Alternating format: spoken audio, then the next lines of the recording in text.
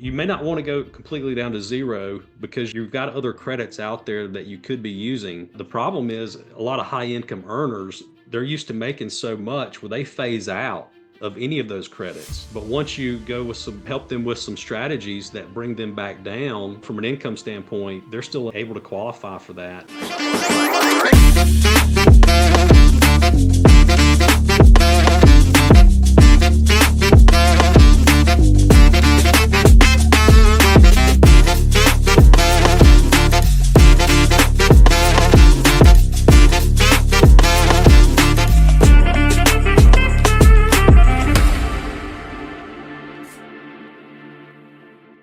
Hey, how's it going, everyone? This is Ace Guzman with the MMM Podcast. I am your host for today. And guys, I got an amazing guest for you guys. I got an amazing person here. I love this guy. I've known him for quite a while. I actually met him through when I was doing the coaching program with David Perez and his team. And I got the pleasure to meet Dwight Dye a couple of times while I was there. I think we've met a couple times in person, and then he would be there in the trainings and all that good stuff. But nonetheless, with that being said, Mr. Dwight Dye with DWD Tax Strategies. Is that the name of your business? That's right. Yeah. I love it. Glad to be here. I love it, brother, man. Well, introduce yourself, brother. What do you do? What is it that got you into the tax strategy business? Well, I'm just outside of Nashville, Tennessee, and been in the tax industry for, I think this will be my 13th tax season coming up. And a couple years ago, I just realized I was doing my clients a disservice. We were just preparing tax returns every year, and some of those people owed a good chunk of change, and I decided that there had to be a way to help them out where they could keep more money in their pocket. And it led me to form two beliefs. And the first belief is the money that we work for every day, that we earn to support our family, to do what we want to with, that's our money. It's not the government's. So let's figure out a way to keep more of that money in our pocket. The second belief is the tax system is actually written as a roadmap to help us save money on taxes. A lot of people think of it as a way to pay taxes. But over all the thousands of pages in the IRS code, only a small, I think it's like 1% of the code actually talks about paying taxes. The rest of it is really ways to help save money on taxes. So I started, helping these people with some small strategies, which help move the needle, mainly just structuring their business properly. They were paying a lot of self-employment tax on Schedule Cs. We converted to S Corps. That would save somebody $10,000, $20,000 just with that one particular move. But I knew there had to be more out there. And so over the past year or so, I've luckily came in contact with people like yourself, advisors that have access to strategies that are bigger and better, and really help move the needle even more. And now it doesn't even matter really how your business is structured to me. You can still file Schedule C because we've got such powerful strategies that we're going to wipe out your income anyway. Or at least lower it enough to where you're going to get a refund. There you go, man. I love that. I love that. And you said refund in most cases, right? If essentially like overpaying, that's essentially what gets them to that refund status, right? Well, it is. And, a lot of the tax advisors on Instagram and TikTok talk about completely zeroing out your taxes. Well, that's where individual tax planning comes into play.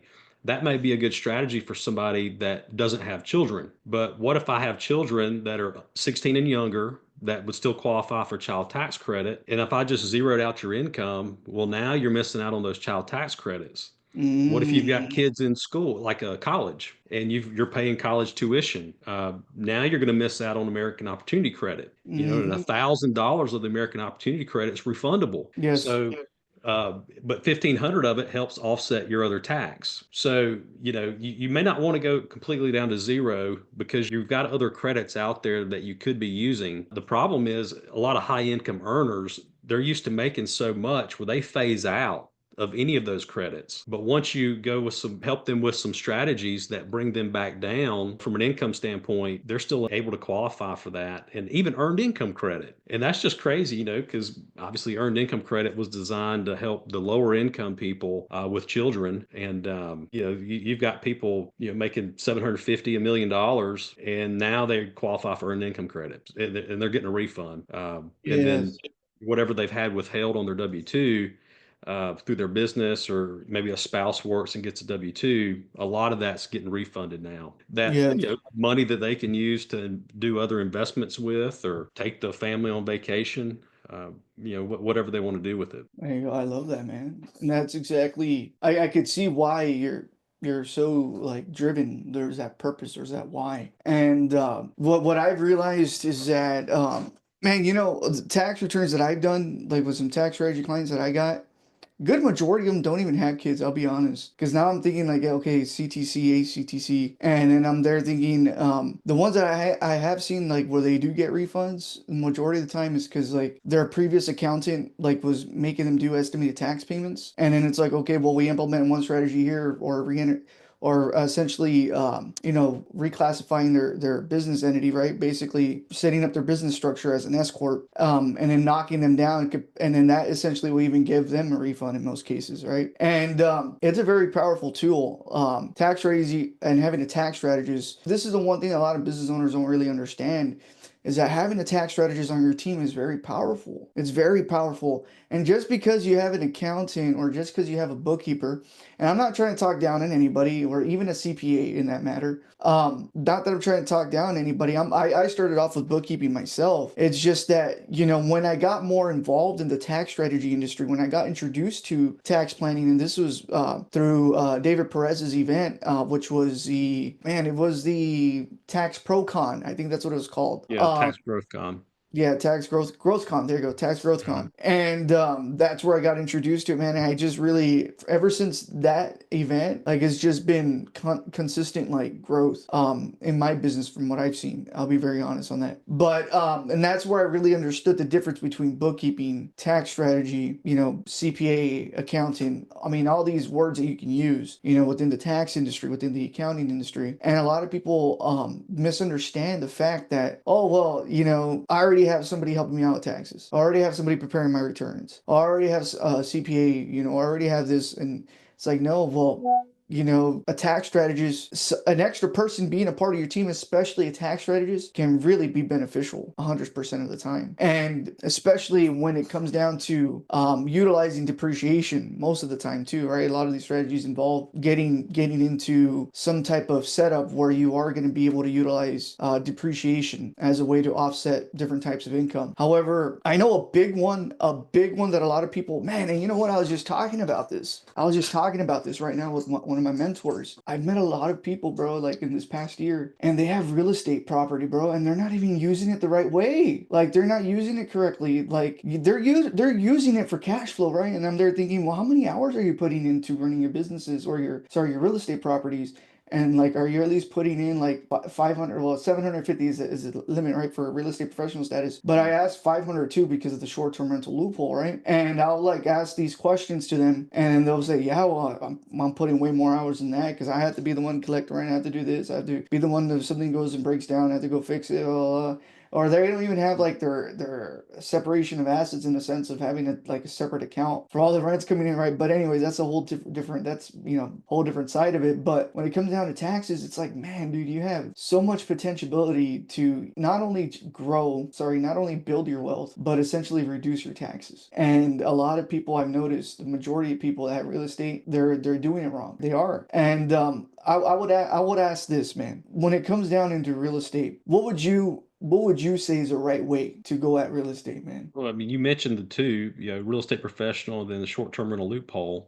For a lot of high-income earners, they are spending more time in their actual business than they would be able to, through real estate. But maybe they have a spouse that doesn't work. Maybe they can be meet the qualifications for real estate professional. So that's an option. There you The short-term rental loophole is a lot easier to qualify for because you don't have to meet that second test that says you have to spend more than half your time in the real estate trader activity than your other day job. The qualifications are a little bit less. And so it's easier for somebody if they want to do a short term rental. With the short term rental, though, that is that's a business, it's another job. You've got guests, texting you at 11 o'clock at night because they forgot the door code. So you're constantly on, as a short term. I have a short term rental in Oklahoma, and I get the text messages through Airbnb when somebody messages us. Thankfully, I have good partners on it. And it's a husband and wife that my wife and I are partners with. And my partner's wife is the one who handles all the Airbnb, guest replies. But I still get notifications. And I'm like, man, I'm glad I don't have to reply to that, because she hustles. She's the one keeping the train on the tracks for us. But bonus depreciation is at 60% this year. 2024, it's scheduled to go down to 40% next year. And even this year, with people buying a $300,000 or $400,000 property, taking 60% bonus depreciation just isn't as powerful as it had been, at 100 or 80%. And I'm hoping that, with with the election, we'll have a new president who actually started the 100%. With the bonus depreciation back with the Tax Cuts and Jobs Act. So maybe we're hoping that that Trump will take it back up to 100%, at least for the time being. I think that would really generate a lot of activity with real estate. And, once that happens, the savings there are going to be back. And, when people look at a property, though, you want to have the tax savings be the cherry on top. You never want to invest in a property just because you're going to save X in taxes. It still needs to be a property that, will appreciate. It's location, that it's going to cash flow. You don't want to have to constantly be putting money into it every month. So it still needs to make sense from an investment standpoint. And then whatever tax savings you get is even better. Because, what a lot of people don't understand with real estate, by the time you take your rental income, minus all of your expenses, minus the depreciation, you're usually left with a loss of some sort. Yes. So all that rental income that you've collected over the year, and let's say that after all those expenses, you take depreciation out of the picture. We're just talking about the normal expenses, your mortgage interest, property taxes, insurance, things like that. And let's say that over the course of a year, you've got $5,000 left over. Well, now you tack on your depreciation and you come out negative. So in essence, you've received $5,000 tax free from that net cash flow. So that's why, even without bonus depreciation, real estate investing is good from a tax standpoint as well as a wealth building standpoint. So I love it. I love real estate. I love that, man. Yeah, dude. And what I noticed that, like, for what a lot of people in a sense forget or really don't comprehend much or are really not educated much on it, is how they go from recognizing real estate income, or essentially recognizing real estate activity as a non-passive activity. How do you work in towards that? And that's the goal. That's what they need to aim for. Now I know that there's like passive activity, like essentially just cash flow, collecting rent, and just have that money coming in passively. And I noticed that a lot of people do put on their returns that specific checkbox, right, on their Schedule E. And when it comes down to passive, though, yeah, you could still have losses on your real estate, but it limits you on what you can do. It limits you based off your W-2 income as well. So I think the threshold limit's like 150 around there, if I'm not mistaken. And then it starts phasing out after that. And even with that being said, I mean, even if you do qualify, your limitation is probably only up to like 20,000, somewhere around like ballpark around that much. However, if the mindset shifts, and for instance, like you said, you got partners, man. That's awesome. As a busy person, there's ways to go at it that way. There's ways to go at it with a spouse. There's ways to even qualify, in an easier route, essentially Airbnb. And what I was telling one of my clients the other day, and I know we said we weren't going to bring up clients, but I'll tell you this story here real quick. This story, one of my friends, because he actually is a friend of mine, he showed me some pictures of a property that he had, and it was a long-term rental, right? Long-term rental property. And his tenants ended up moving out.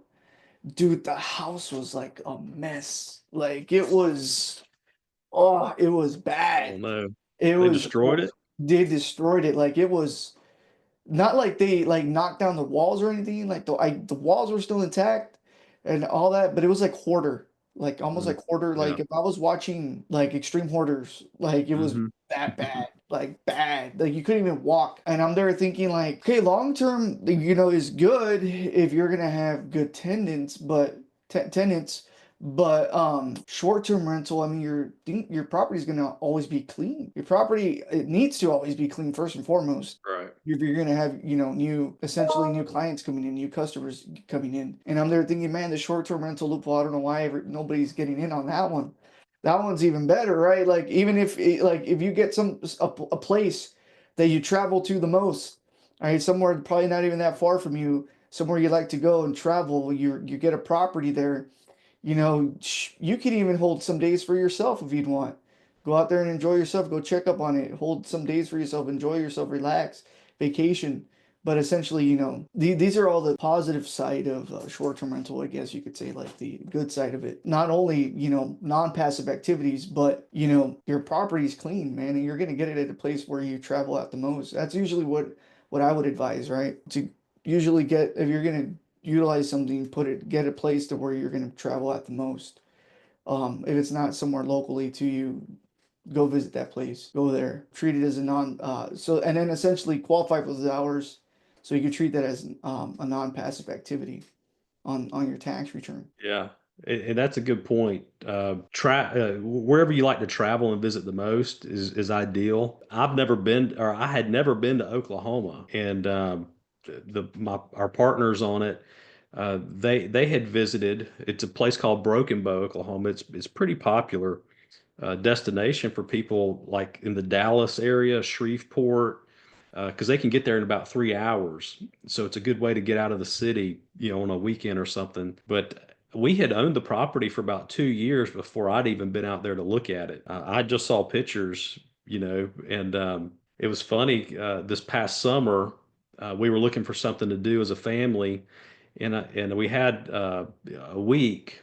And I said, let's go out to Oklahoma and check on the short term rental. And so we drove out there. It's 8.5 hour drive from where I live, and so we made it out there. And all I've seen is pictures. And man, it's so nice. And not to I'm not bragging or anything, but I come up, I pull up to the cabin, and I'm like, man, we own this. I And I love that. go in, and like you said, everything is clean because the cleaner knew that we were coming. Anytime we have a guest come in, she goes by there before they get there, turn on some lights, make sure everything's still spotless, knock down some cobwebs, and the hot tub's ready. And man, I walked in, I was like, man, I impressed myself, and I was like, golly, this is an awesome place, and it's real private, it's real wooded, it's on about an acre, and you can't see any other cabins, and so we had a good time. But I'm actually supposed to be going back in January. I'm going on a hunting trip. I don't know if you hunt. I don't hunt. I've never been hunting, but a friend of mine invited me to Eagle Pass for some predator hunting, and I was like, "Ah, let's do it." So we're on the way there and back. We're going to stop by the cabin and stay there, so we don't have to spend money on a hotel room. And so I'll see it again. But I'm looking forward to that trip. You see, I love that, man. I love that. And that's exactly the way you utilize that, man. I love it. You see, and it was clean for you, and freaking amazing, bro. I've never Yeah, been hunting like that, though. Primitive hunting. I don't know what that is. Is that like predator, predator? Okay, I said predator. predator hunting. What is that? Yeah, coyotes, bobcats, Oh, hogs. I was, you know what I was thinking? I was like, well, you already are a predator if you're the one hunting, right? But you're going after animals that are predators. Yeah, Oh, okay, okay. yeah. Wow. So there's a 3,000 acre ranch that we're going to stay at, and they have a deer farm. So they have these big hunters come in to hunt the bucks, and I've seen pictures of these bucks that are on the property. My friend shared them with me, and I mean, just huge, antlers. And so these predators, though, especially the hogs, they eat the food, that the deer would normally Oh eat. yeah, yeah. It's open season for hogs over here. I don't know if it still is like that, but it's like all year round. Like you can kill a hog whenever. Yeah. And Yeah. same thing with the coyotes and the bobcats. You can kind of kill them whenever. And so that's what I want to get a hog though, because you can have it processed and bring back the meat. And I like putting meat on the smoker and having some barbecue. So I'm looking Mm, forward to killing something and eating it. getting in touch with that inner caveman. I love Right. it, man. Right. There you go. We as tax professionals, as individuals within the professional industry, shall I say. It's good to get in touch with nature every once in a while, man. We need that for our mental health, right? But that's awesome, man. I love it. I love it. Man, so aside from short-term rental, I know there's like some way more powerful strategies that people can get involved in. And one of the strategies that I've been helping individuals get in not too long ago is oil and gas. Yeah. And I just recently met this gentleman. His name is Chris Total Resources. That's the name of the business. And he essentially has an oil and gas business. You sign up to be a general partner, right? Mm. And essentially, what they were able to do these last couple of weeks for 2024, because they already got some projects going for drilling, right? For drilling for oil and gas. And one of the geologists, the geo, I think that's what they call them. He had some points available essentially to sell, what they call points or shares, and they were able to essentially knock those points down to quarter points, and minimum investments like about $60,000 to get in. And with the $60,000 investment year one as a general partner, you're able to get like an 85. It was like an 85% deduction off what you invest in. So that's a pretty powerful strategy. And right now, I want to say right now as we speak, I don't know, last time I talked to him, he did have a point and a half left, but some pretty powerful stuff, man. Oil and gas, some pretty powerful stuff. And then not only that, you see, because a lot of individuals will ask me, well, is it even legal? Can we do this? Can we do that? It's like, well, one thing that I look into, and this is just me, from my experience, one thing that I like to kind of like say, well, first and foremost, if you're going to invest into it, or you're going to utilize a strategy, you're going to utilize some type of way to offset your income, you're going to have to be in the pursuit of profit. You want to be in that pursuit of profit, which you are going to be in the pursuit of profit. Essentially, that money grows, right? They invest into a company, it grows, they start getting checks from the oil and gas company. At least that's how it works on this company. I'm pretty sure a lot of other companies are like that when it comes down to oil and gas. And so it's pretty cool, man. It's pretty cool learning that there's still some things that people can do, by the end of 2024 or towards the end of 2024. Because I know some people right now are looking for that last minute deduction. What would you recommend, man? What would you say for people to get in for last minute deductions? Well, I like oil and gas. When we talk about tax strategies and tax planning, with no strategy, you're going to give your money to the IRS. So a lot of people are like, well, I want to save money on taxes, but not have to spend money to save it. Well, out of all the strategies, the only thing I can really think about where you really, where you really wouldn't have to spend any money would be that Schedule C to S corp conversion. It really doesn't Yeah. cost any, other than maybe getting somebody to help you set it up. But all other strategies require some sort of investment. A 401k contribution requires that you put money into it. And, the true tax savings is really only your tax rate. So even if you max out your 401k at 23,000 this year, and let's say that your tax rate is 20%, well, you really only saved a little over 4 grand. So you spent 23,000 to save 4 grand. It's really, not that big of an impact. Hiring your children, accountable plan, Augusta rule, all these require you to outlay some money in order to save money on taxes. So with at least oil and gas, you're getting a really big bang for your buck. If you're going to be able to, like you said, contribute 60 grand and then be able to deduct 85% of that against your other income. Mm. I mean, that moves the needle a lot more. I like the equipment leasing strategy. To me, that's a powerful strategy, And, at least with that, well, oil and gas too, you get a return on your investment. I think oil and gas is what, about a 20 or 25% annual return they project. So, not only are you saving money on taxes, you're also getting a return on your investment. What type of return on your investment do you get when you stroke that check to the IRS? Nothing, man. Nothing. You have Nothing. nothing to show for it. They're the worst business partner to have, man. Yeah. So it just needs to make sense. And two, I'm surprised, and you probably run into the same thing. I run into people that are killing it, making a lot of money. And then you ask them, okay, well, you made $2 million this year. How much liquid capital do you have to make an investment in oil and gas or an investment in Mm. equipment leasing? And I've got more money in the bank than they do. Yes. And I'm like, how Their is that bottom possible? their bottom line is really bad, then that's essentially what it is. Either their net profits are like their net profits so low, like their margin is like ridiculously low. Well, Or no, they're enjoying it. they're, yes, I was about to say that, or they're just living a life they cannot afford, Yep. essentially. Yep. Exactly. And yeah, I hear that. I understand that one. I know that. I don't know about in Texas, but when we here in the South, East, when somebody's out living, their means, we call it living high on the hog. Have you heard that expression? Living high on the hog, man. I've never heard that expression, but I understand exactly what that means. That does Yeah. that like living well, is that essentially living with outside of your means? Yeah. Yeah. Yeah, So you're making a lot of money, but you have nothing to show for it. oh, okay, okay. Yeah. Yeah, So dude.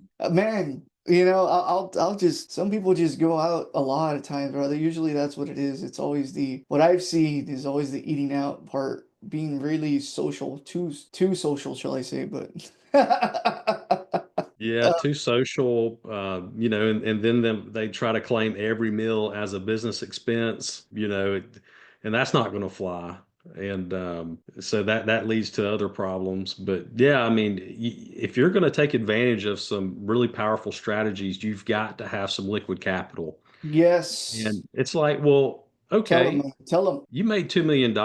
What if you didn't know any strategies and didn't do anything to help save money? What was your plan to pay the taxes then? I mean, if you have no money saved, people don't think about that. I don't know, and then I guess that's where tax resolution comes into play, and people try to, help, negotiate settlements and stuff with the IRS. But I try to prevent that by being upfront and having proactive strategies where, we just go ahead and file the tax return because we know that we've saved all this money. And, people aren't Man, really dreading, tax season because uh, we've already planned all year round. If there is a tax liability, they already know what it's going to be. And it's not going to come as a surprise April 15th when they file. dude, that's a really powerful question, man. I'm gonna use that. I'm gonna use What's that. that? That's a powerful question you just asked right there. You said, well, if you're making all this money and what was your plan anyways to pay on taxes? Do you not even have any of that money to pay? Yeah. And that's a wow, and that's powerful, man. People need to hear that, man. People need to hear that. Sometimes that's what people need to hear. It's called a rude awakening, right? Let me ask you something here real quick, brother. What got you into taxes? What was it like? Okay, you said you had 13 years worth of experience. What got you in? What made you say, hey, you know what? This is gonna be the career I'm gonna choose. Boom. Well, so my dad, he is 76 years old. He still owns a tax office. Mm, And he and my mom and my brother's wife all run the tax office. And when I went to college, basically to play soccer. I played soccer in college, and I really didn't know what I wanted to do. I just know that I wanted to keep playing soccer. And so I went to a small school in South Carolina and played soccer, and they had a sports management degree. And so I was like, cool, I like sports. So I majored in sports management. So that was really like a dual degree between business. So I had accounting, I had, business management, marketing, economics, all that stuff. But then on the sports side, I had the exercise physiology, nutrition, anatomy. So it was kind of like a dual degree. And after college, I had envisioned working in the front office of a major league sports team. I wanted to be not really a sports agent, but working for. I'm from the Charlotte area growing up, so working for the Charlotte Hornets, in their front office. Uh, so that's what I had envisioned. Well, come to find out, they start everybody off in ticket sales, and you just can't make any money, going that route. So after college, I didn't have a job lined up, so I moved back home, and my dad had 2 more years from his full-time job that he could retire with full benefits. And he's like, hey, this lady that had been running the office, she retired. He's like, I need some help at the office. I need somebody to be there during the day. And you're back from college, because I graduated in December. And he's like, tax season starting in January. You're going to come run the office for me. I was like, I don't know anything about taxes, because even my little high school jobs and college jobs, I would just take my W-2s to my dad. He'd fix the return for me. And Oh so man, your dad wasn't using the hire your kid strategy back in the day? no, no, Oh no, he never man. did that. Not that I'm aware of. But so he taught me how to do the easy returns. And so I sat there, during the day waiting for him to get off of his full-time job. My mom taught school, so I'd wait on her to get done with school, and she'd come over so I could go home. And at the time, his office probably had a couple hundred, clients, and so there was a lot of dead time, and I was just bored out of my mind. Lots of days. But now, over the years, he's built it up. They do over 1,000 tax returns, and they travel. In the off season, my mom and my dad travel, and I've just seen what type of lifestyle the tax industry can provide for my own family, my parents. Wow. And I even before the tax office, both my parents had other side hustles. So they're entrepreneurs at spirit, even though they may have had a W-2 job. So I had that same entrepreneurial spirit. Always wanted to do something for myself, but after the 2 years of helping my dad, my fiance at the time and I wanted to get married, and I needed more of a full-time job where I had dependable income coming in year round. I had some benefits. And so I went to work for Enterprise Rent-A-Car in their management program. So learning how to run a rental car office. And I was with Enterprise for 3 years, and worked my way up to where I was a branch manager. It paid pretty decent, and a lot of experience in managing employees, dealing with clients coming in, marketing, because we had to go market to the people at body shops, or the service shops, so they could refer us people when their cars were down. So I did that for a few years, and ended up being able to get a job. We moved to Athens, Georgia, we got married, and my wife went to the University of Georgia to work on her PhD. And while we were in Athens, I left Enterprise and I went to work for Progressive Insurance. So I was an estimator. I went around and looked at wrecked cars and wrote estimates, and told the shop, this is how much you got to fix this car. Even though I had no experience fixing a car, I was sitting there arguing and negotiating with these body shop people who've been doing this for 30 years. And it was quite interesting. But I did that for 13 years total. Oh, And wow. when we moved to Nashville, I'd been with Progressive about 10 years at that point. And when we moved up here, there was just something different about the office up here. And Progressive got to be real corporate-y. And so we had like somebody in Cleveland, Ohio, basically telling us how to map out our day, who wasn't even familiar with the area. And I'm one of those. I like to be hands off. I'll get the job done. You don't need to tell me how to do it. I'm gonna figure it out and I'll get it done. But I don't need you to tell me. Man, that's the type of people I need on my team, bro. Straight up. That's I mean No, that's what you would want from an employee, though. I would assume people would want that from their a team member. no, no. It was so corporate though. There was a process to follow. So if you deviated from that process because it made sense at the time, for me and the Mhm. situation, you could get in trouble. You get dinged in the audit, and so Oh, I was kind of just fed up with it. So out of the blue, I'm a faith-based person, and I believe things don't happen just randomly.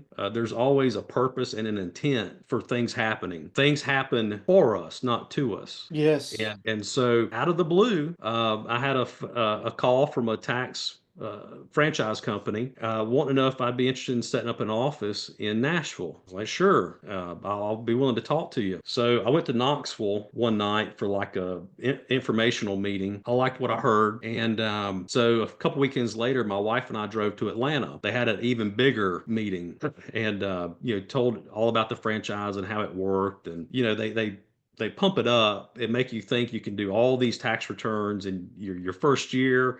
You're going to do 1,000 tax returns, and you'll be able to tell Progressive where to go and what to do with it. And so I started drinking the Kool-Aid, and and so I ended up opening an office in Nashville, I guess about 13 years ago. And yeah, about 13. And so the first I was still working at Progressive. And so I had to hire staff. It was a brand new office. So I had to buy furniture, computers. Yeah, we had to go marketing, let people know we were open. And I did 119 tax returns. Oh man. And I was like, crap, they said I could do 1,000. And so I was like, 119 tax returns doesn't let me leave my Progressive job. Plus, I had to pay rent, had to pay utilities the whole rest of the year. And so I had to tap into a line of credit. Year two comes around. I think year two, we got to almost 200. So we had some good growth, but still not enough to leave Progressive. And ended up having to sell a rental property because I needed that cash from selling that property to put into the business where I could keep it going. And then year three, we ended up doing about 220 returns, and some other things happened where I was able to quit Progressive and just went in full, both feet into the tax office. And once I did that, things started to explode. And nothing ever works with one foot in, one foot out. And so once I went in with both feet, that office took off. I had an opportunity to buy another office that was closer to home. So I bought it, got it up. It was an existing office. So it already had clients, already had staff. And then about 2 years after that, 3 years, about 3 years after that, I was able to buy another office. So I had three offices at one point, and we were doing really well. And Mm. the one in Nashville, once I quit my Progressive job, I had no reason to go to Nashville other than that tax office being up there. And it takes me an hour to get there from where I live. And it just became a pain, especially in the off season, going back and forth. So with the other two offices that I had closer to home, I decided to sell the Nashville office back in summer of 2022. And this And was like your own business, or did you franchise with any other business? yeah, it's a franchise. Liberty Tax is the franchise. Liberty Tag. Is that Yep, how you met David? that's how I met David. Yeah, No way. Okay, I'm there thinking like, man, that's cool, man. That's cool. I never got involved with the franchise. I was doing it with Federal Direct at one point. There's one company called Federal Direct to partner with them. But and the Liberty Tax, or like, going into something like that, man. Oof. I mean, because you get to use their logo and their brand and that's actually that's cool, man. I would love to build something like that though, but like, for myself, for the business. well, That's actually one of my goals, man. I'm sorry, didn't mean to cut you off on your story, but that is and I believe in speaking things into existence, right? We got to speak right. things into existence, and I know it will happen. My goal is I would love to have those offices like the way you did, brother. And my goal though is like I was just thinking randomly one day, because during Halloween, have you ever seen those spirit Halloweens? And then they just always randomly pop up in different places. Oh yeah, yeah. Just for This the Halloween. just Yeah, for Halloween, I was thinking of the yeah. same concept, but for tax season. Hmm. It's popping up in different places with Upper Valley logo, like having that just only popping up in different places during tax season. And it's like, well, we're here, and here this season, or here, and here this season. It's like, popping it up like that. And I was just like, man, I could do that.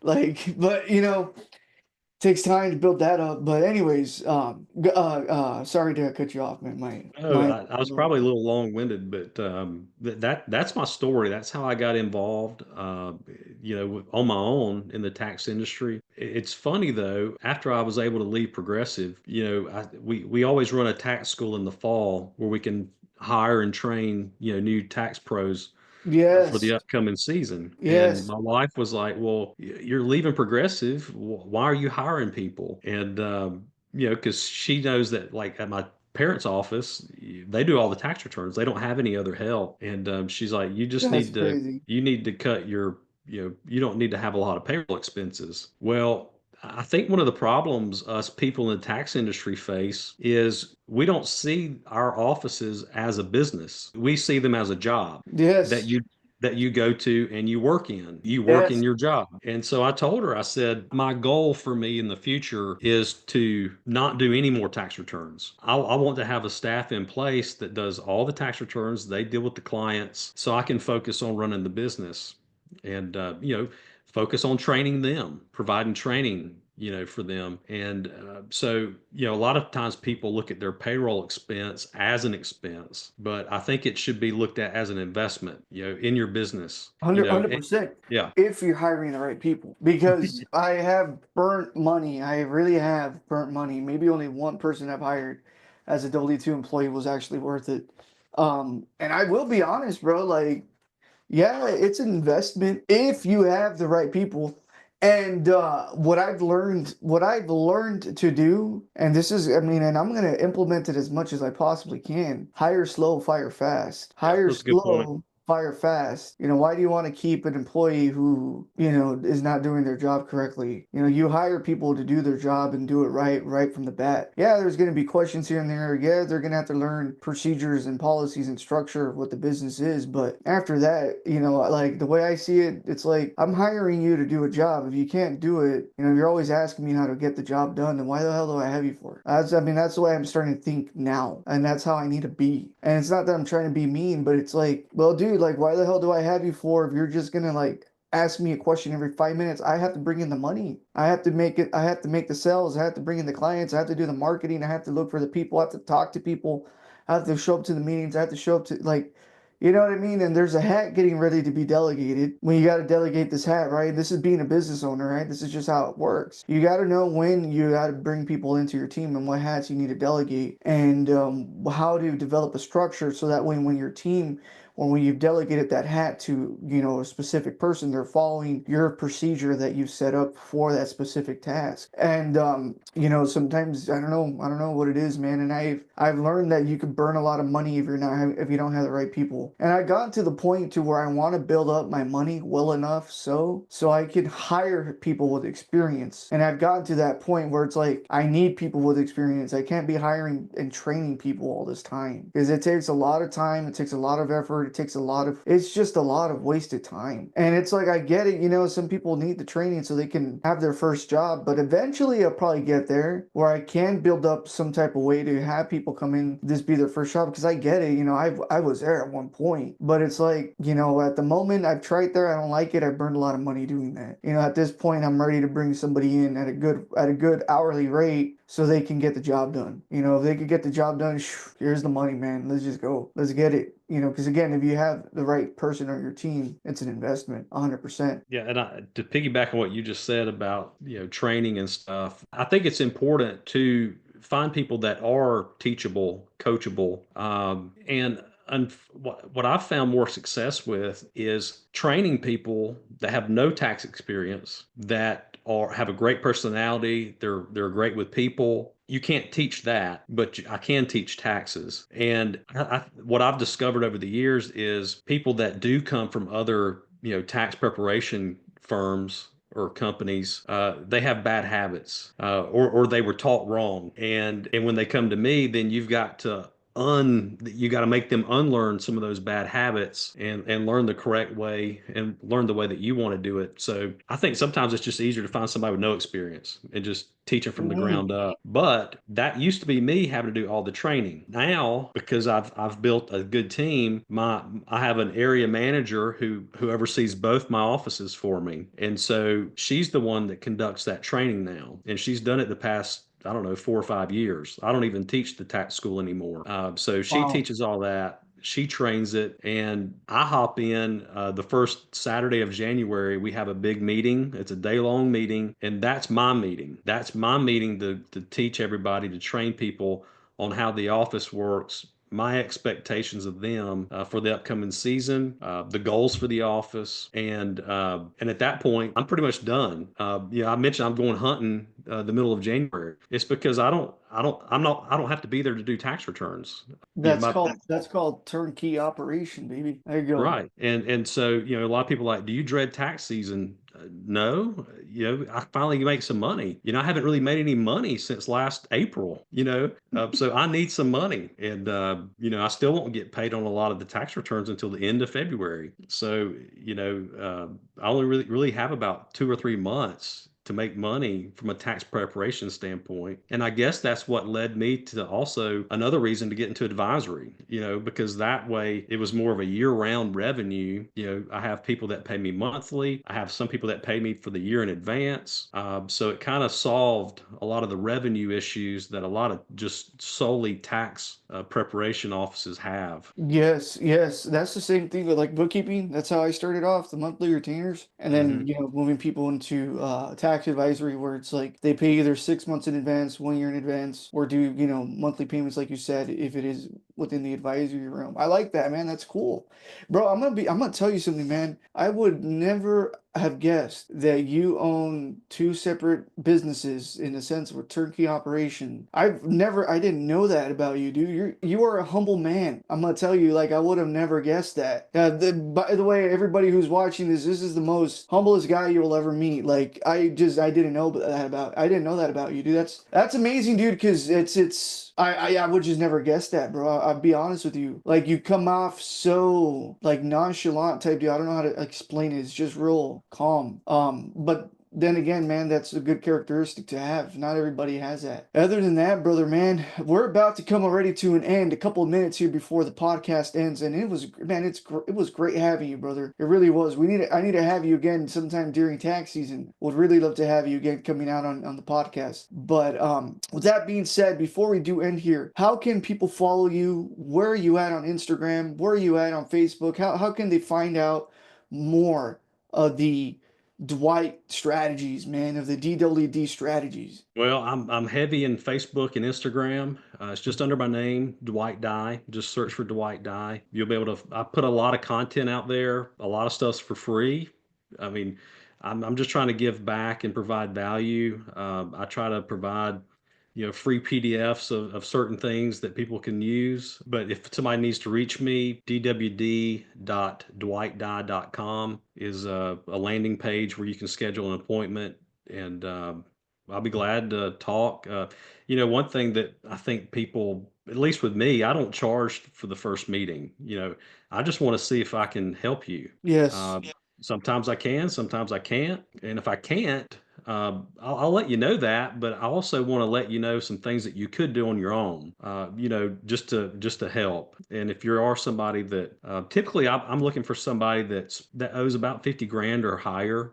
So at that tax liability, we can really move the needle with some good strategies and help people out. But if it's a little less than that, I don't mind hopping on a call and just seeing what we can do. And but yeah, dwd.dwightdye.com and schedule an appointment. Let's go. Let's get it. That being Yeah, thanks for said, having me, man. I yeah, appreciate it. This was fun. yes, sir. It was, man. The feeling is mutual, brother. Thank you so much for taking time out of your busy day, Mr. Dwight Dye, and being able to squeeze this into your calendar. And nonetheless, y'all, get your mind right, get your people right, and get your money right, baby. Let's go.